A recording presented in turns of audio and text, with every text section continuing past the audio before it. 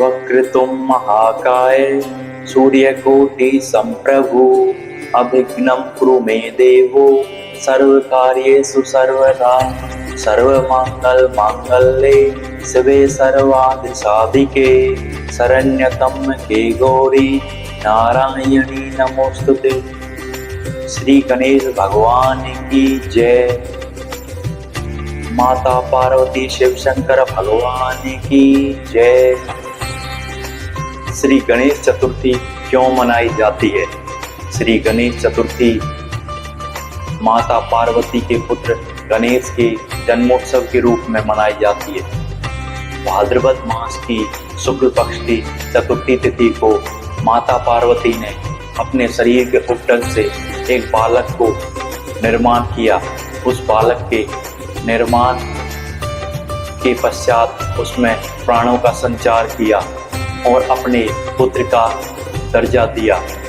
उस बालक को दरवाजे पर पहरा देने के लिए बिठाकर माँ पार्वती उसे आदेश देती हैं कि वो स्नान करने के लिए जा रही हैं। जब तक वो स्नान करके वापस न आए तब तक वह किसी को घर के अंदर प्रवेश न करने दे। माता की ऐसी आज्ञा पाकर वह बालक दरवाजे पर पहरा देता है और घर में किसी के प्रवेश न आने का कार्य करता है। कुछ समय पश्चात भगवान शंकर आते हैं और घर के अंदर प्रवेश करते हैं। जैसे ही भगवान शंकर घर के अंदर प्रवेश करने वाले होते हैं वह बालक भगवान शंकर को रोक देता है।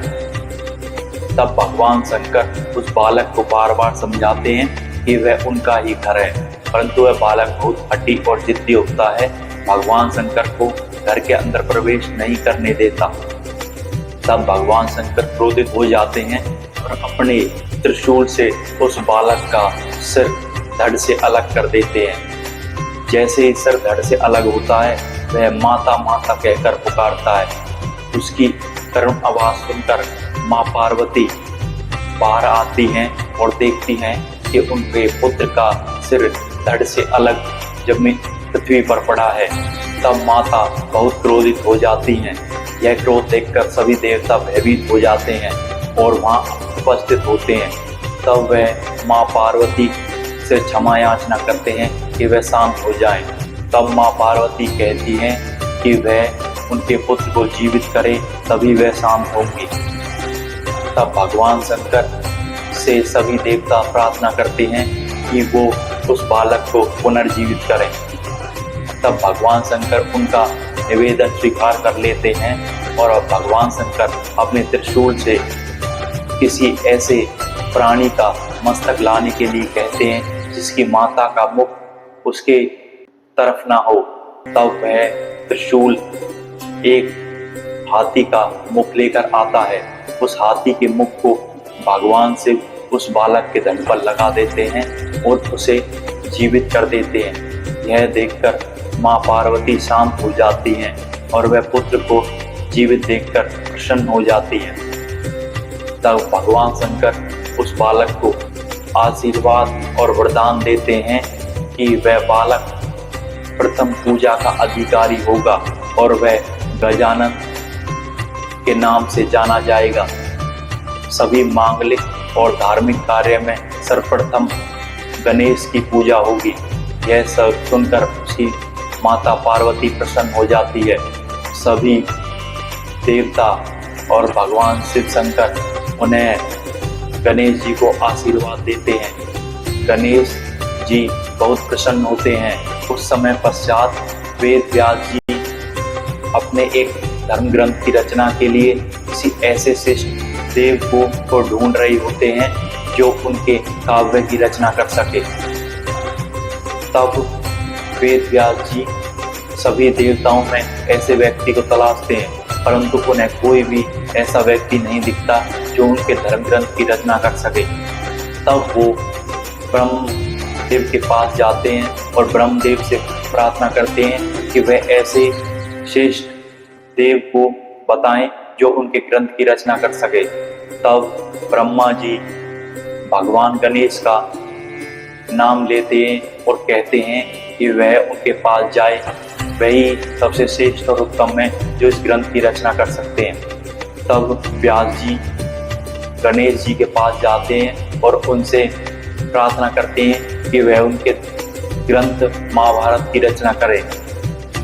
तब गणेश जी ये बात स्वीकार कर लेते हैं और महाभारत ग्रंथ की रचना करने के लिए तैयार हो जाते हैं, परंतु वो एक शर्त रखते हैं कि वह सारी ग्रंथ की रचना एक साथ करेंगे, परंतु अगर वो रचना करते हुए व्यास जी रुक गए तो वह उस ग्रंथ को बीच में ही छोड़कर वहां से चले जाएंगे।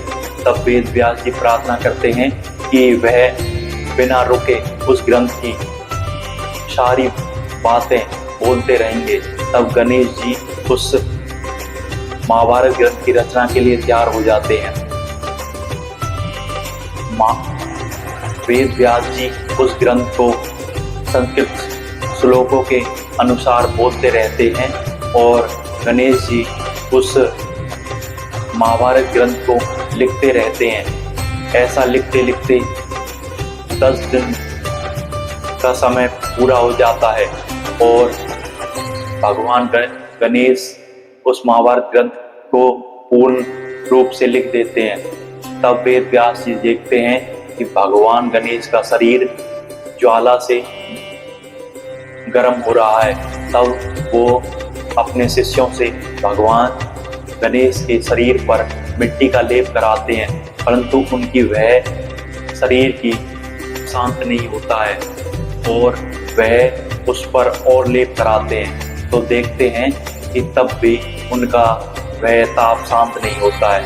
तब वेद व्यास जी भगवान गणेश को सरस्वती और अलकनंदी के जल में स्नान कराते हैं, तब जाकर उनका वह ताप शांत होता है। इस प्रकार भगवान गणेश जी का जो मिट्टी लेप होता है वह हट जाता है और उनकी ताप शांत हो जाता है। इस प्रकार प्रत्येक वर्ष यह पर्व गणेश चतुर्थी के रूप में मनाया जाता है। इस दिन भगवान गणेश की मूर्ति स्थापना करते हैं और उनकी पूजा अर्चना करते हैं। भगवान गणेश सुख समृद्धि के दाता हैं और सभी कष्टों को हरण करने वाले हैं।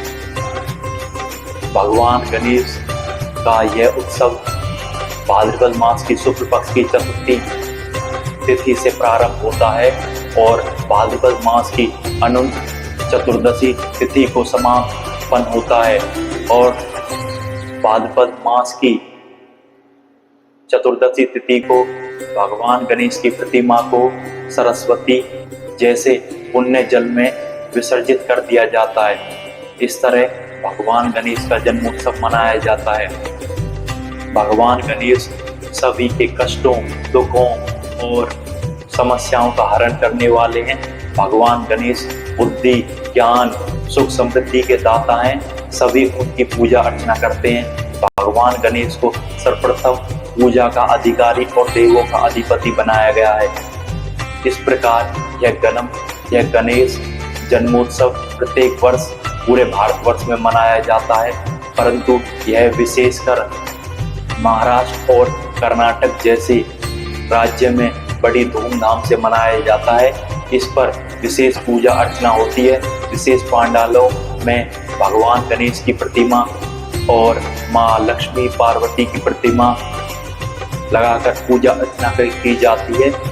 पर भगवान गणेश की प्रतिमा को पूजा अर्चना के पश्चात भाद्रपद मास की शुक्ल पक्ष की चतुर्दशी तिथि को में विसर्जन कर दिया जाता है। इस प्रकार यह गणेश चतुर्थी का पर्व बड़े धूमधाम से पूरे भारतवर्ष में मनाया जाता है। इस वीडियो को देखने के लिए आपका बहुत बहुत धन्यवाद। प्लीज़ इस वीडियो को ज़्यादा से ज़्यादा लाइक करें, शेयर करें और इस चैनल को सब्सक्राइब करके आने वाली सभी वीडियो को देखकर अपने भारत के सभी पर्व और अपने भारत की संस्कृति और गरिमा को पूरे विश्व के अंदर दिखाएं और इस धर्मों को, महत्व को समझने का प्रयास करें। धन्यवाद।